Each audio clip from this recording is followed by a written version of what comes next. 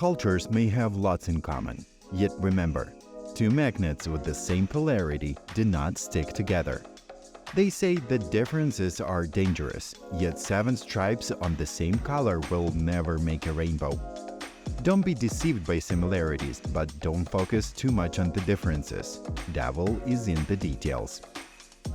Same but different series aims to show what national cultures have in common, what makes them different, and how both the similarities and differences influence the way we do business. The US is a huge country which spans nearly 4,500 kilometers from east to west. And this leads to a great cultural diversity between the two sides of the country. In addition to being a multiracial, multicultural society, the United Kingdom has tremendous ethnic, regional, socio-economic, educational class, and generational diversity. Small talk plays a huge role in American culture. Britain is famous for its unique sense of humor. It's important to craft your personal pitch correctly to a British audience. British are very keen on measuring performance and benchmarking.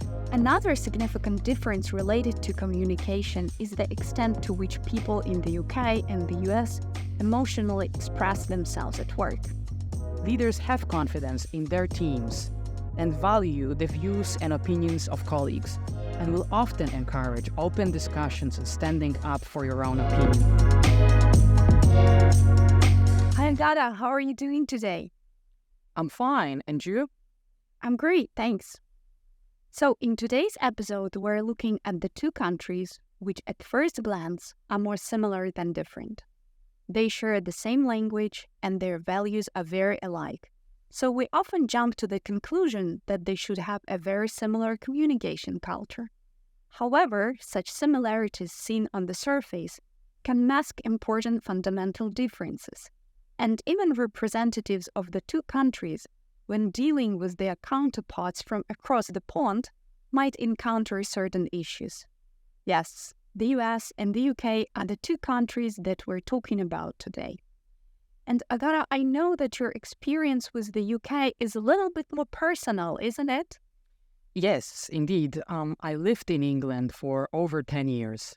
I worked in various business domains, predominantly in secondary education, and this experience shaped my working persona and undoubtedly influenced my own communication style. So my conclusions and insights will be pretty subjective. And one more personal remark. My current job at SoftServe is my first ever full-time job in Poland. So, before we dive deeper into comparing, let's zoom in on each country to give our listeners a little bit of context. Sure, let's do that.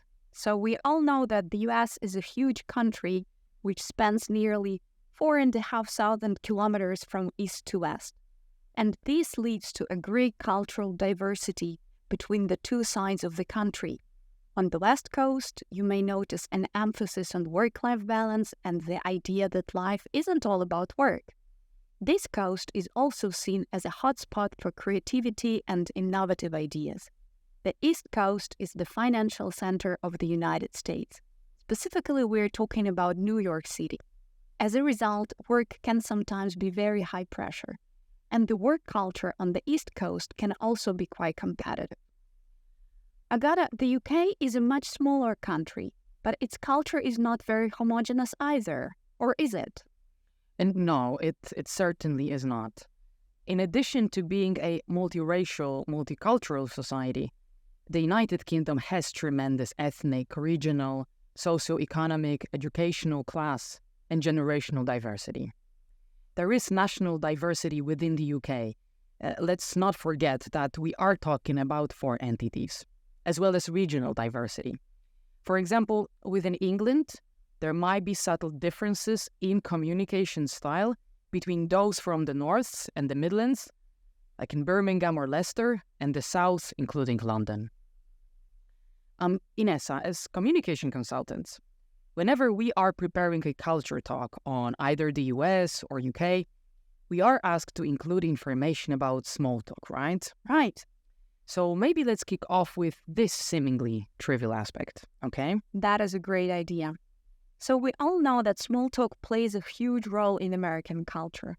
It serves as an icebreaker and an opening to a more meaningful conversation. A lot of Americans believe that when you're engaging in small talk, you're maximizing your potential to connect with people and to build up your social and professional network, which eventually will be beneficial for you. There is also a 2014 study from University of British Columbia showing that making small talk with strangers, such as baristas when buying a cup of coffee or cashiers when doing some grocery shopping, can be a very positive social experience because it increases your sense of belonging to the community. Inessa, but what about the situations we, as communication consultants, observe on projects when our American clients skip small talk and get straight down to business as soon as the meeting begins? What might be the reasons for that? Agata, that is a very valid question. Everything I said above is true about Americans communicating with Americans in social settings. However, again, it doesn't mean that all of them are keen on making small talk. But when it comes to doing business, especially with foreigners, we often see that Americans tend to omit small talk and get straight to the agenda of the meeting. And being time-conscious and result-oriented, they might even get impatient if, you try to carry on small talk for too long. Especially if it is a 15-minute daily stand-up, spending a third of it on making small talk would be just seen as a waste of time. Having said that, if you have ever worked with Americans, you have probably noticed that they behave and communicate in a more relaxed way than people from Eastern Europe, for example. For us, being a professional often means being that serious at meetings, right? So when communicating with US Americans, it's important to be friendly, approachable, react to jokes, and be ready to engage in small talk if your American colleagues initiate it. Especially when it's around a big holiday such as Thanksgiving or Christmas, or a huge sporting event such as the Super Bowl. And in general, I think it's a good idea to keep up with the major events in the USA to be able to connect with the people you're working with and make small talk about them. Finally, I would like to emphasize that as in any communication, be it with people from your own culture, and especially with foreigners, it is important to be observant, notice communication strategies of your partners, and adapt to them. As we like to say, we communicate with people and not with cultures. Definitely. Right. But small talk is a big thing in the UK, isn't it? Inessa, maybe before I answer, I have a quiz-like question for you. According to a 2018 survey, how many days, weeks, or months of their lives do British people spend talking about the weather on average? What's your guess? Well, to be honest, I have no idea, but I would hazard a guess that it's the equivalent of a week. Well, the equivalent of 4.5 months. No. Why are conversations about the temperature, sunshine, or rain go-to ones? Because you can quickly establish common ground with a topic that isn't too personal or threatening in any way. Often chatting about the weather will smoothly link with the plans for the next holiday or weekend away. I hope that many of you are familiar with the peach and the coconut culture model. The British are more on the peachy side, which means that it is quite important to make other people feel comfortable and relaxed around you. Same story is with how are you, a greeting ritual. This doesn't actually mean how are you feeling mentally and physically, like in Eastern Europe, but simply hello. The ritual answer is fine, thank you, how are you? So it's crucial to understand that small talk is part of communication protocol everywhere and with everybody. In a local corner shop, bank, pub, in a gym. So this question, you're right, is asked many times, every single day. And based on my experience, small talk is more than just an exchange of pleasantries. Back in the UK, when I was a teacher, I remember having a conversation on greetings and small talk in Poland versus England with one of my colleagues. And he knew that I was walking to school for a good 40 minutes every morning and said, you know, Agata, I'm guessing that you see the same faces on your way every day. So make sure that you say hello, how are you? You smile, or at least make an eye contact with the regular passersby, on the same side of the pavement or even on the other. So that if something happens, I don't know, you suddenly pass out or you sprain your ankle at 6 a.m., these people will be the only ones around you to help, and they are more likely to make an effort and to assist you if you cared, paid attention, and exchanged some pleasantries and so on. And trust me, this piece of advice, it worked miracles. Yeah, that sounds reasonable. And there is actually one more thing that I can't help but ask you about. Britain is famous for its unique sense of humor. Is there any room for it in small talk and business communication? Sense of humor and deadpan delivery. And that's the thing that I probably miss the most.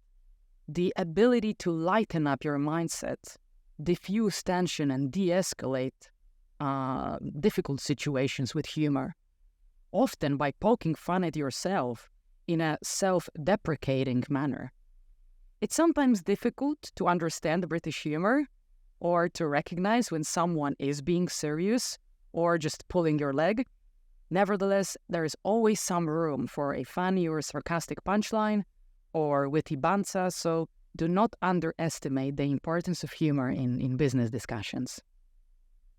Agata, self-deprecation is definitely not something that Americans would do. They would rather promote themselves.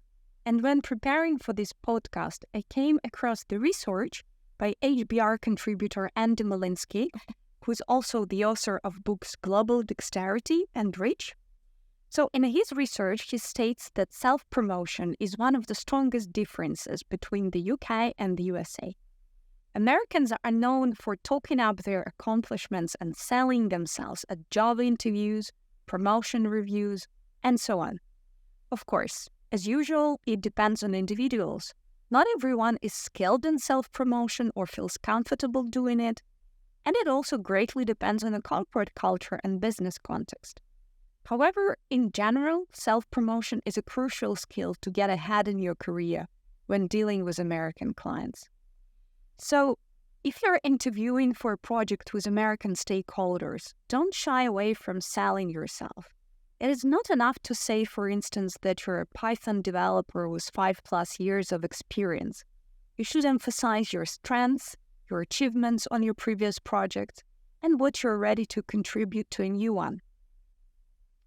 Agata, I know that self-promotion is quite different in the UK, although the two countries share similar values, such as individualism and achievement orientation. Right. So is selling yourself common in the UK? I would say it's important to craft your personal pitch correctly to a British audience. A hard sell is not appreciated. Even presentations and speeches often start with a humble, "Oh, I've prepared a deck of slides, but it's nothing fancy, really." Often it would be down to your teammates or managers to put you in the spotlight. In my previous workplace in England, each Monday morning briefing would actually kick off with a short roll call, "Shout out to," which was a great way to share updates and give credit to where credit was due. I think in the UK, academic achievement is highly portable in different work contexts. A degree in any subject will often lead to a job offer in an unrelated field if your face fits in other ways. It is often assumed that people have the necessary thinking and problem-solving skills that might be useful to the organization. Non-academic achievements, such as sporting or creative, can also signal to a prospective employer that you would be a good fit in upholding the desired aspects of organizational culture. And the value of work as a means of realizing one's potential, ambition, life goals is a common expectation of workers, particularly for those in jobs and positions with higher prestige. And lastly, the British are very keen on measuring performance and benchmarking. And relationships in the workplace are often governed by this. So try to understand the target culture. Managers and teams will be judged on their ability to meet targets. Even in teaching, every year pay progression decisions are linked to appraisal outcomes and assessments of performance against appraisal objectives and teacher standards. PM targets are numerical, like 80% of students in my class will make at least one level of progress. So saying I met my target, I completed a milestone during the appraisal is usually enough to highlight your achievements. And the greatest lesson learned from my previous working experience is that the definition of outstanding performance is consistently good delivery. It's not about one-off or singing or dancing. The secret is sustainability. Right.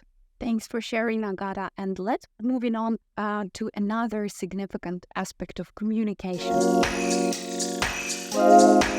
So another significant difference related to communication is the extent to which people in the UK and the US emotionally express themselves at work. In the US workplace, showing enthusiasm is culturally acceptable. And what is more, it is even expected and appreciated. So when you're at a meeting, it is absolutely appropriate to express your opinions or interest in something enthusiastically. And actually, it makes me think of some cases when we have to remind our colleagues from Eastern Europe to show their enthusiasm when their American teammates or clients share some good news or praise them for achievements.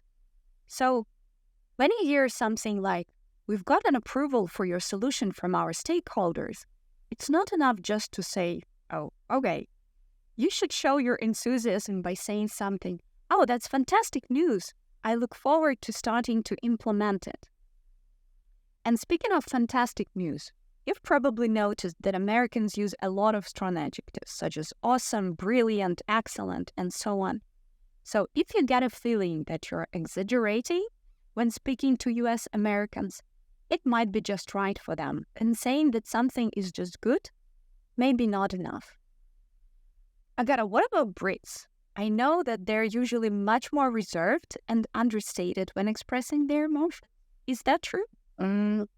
I will, repeat myself and say that people like to be seen as relaxed, as this suggests high self-regulation and self-control. So a little tip, don't be a wild card. Professionals are expected to manage their emotions and maintain a confident poise, particularly during a crisis, in line with the famous British "keep calm and carry on." Your effort, passion, and achievements will be noticed, as opposed to the squeaky wheel gets the grease approach I believe you've mentioned before. So I see why such behavior might be interpreted as being much more reserved. On top of that, the British use many mitigators, like a bit, rather, fairly, or pretty. You will often hear something is pretty good, someone is quite convinced, and maybe something can be slightly improved.